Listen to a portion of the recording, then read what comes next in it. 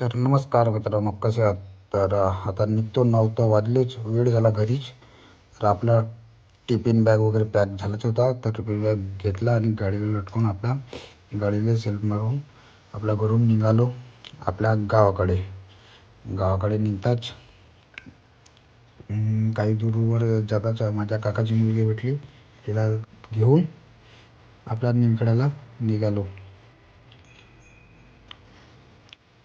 मग आपल्या दुकानात पोहोचलो. दुकानात पोहोचल्यानंतर मग तिथून भूक तर लागलीच होती. मग नाश्ता करायला गेलो. घरी जेवण नव्हतं केलं, वेळ झाला होता तर.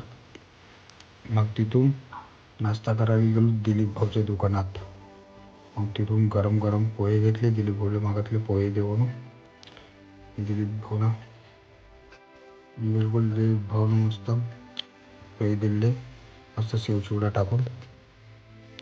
माझ्याकडे दिले म्हणते तरी घे म्हणते तिकडली. मस्त एक नंबर कडक काम होतं. मग तिथून आलो गंगाधर काकाच्या दुकानात. चाय पिलं नाही तर कसं होईल. मग तिथून चाय पिला आणि निघालो मग तिथून आपल्या दुकानाकडं. तर दुकानात तर जाणंच पडून दुकानात आल्यानंतर मग आपण आपल्या कामाला सुरुवात केली. तुम्हाला कसा वाटला हा ब्लॉग तर तुम्ही कमेंट करून सांगू शकता. जास्त लॉंग बनवू शकत नाही, पण बनवावंच लागेल. बिलिंग करा, गिऱ्हाईक हँडल करा, हे करा ते करा, सगळं सर्व पाहावं लागते.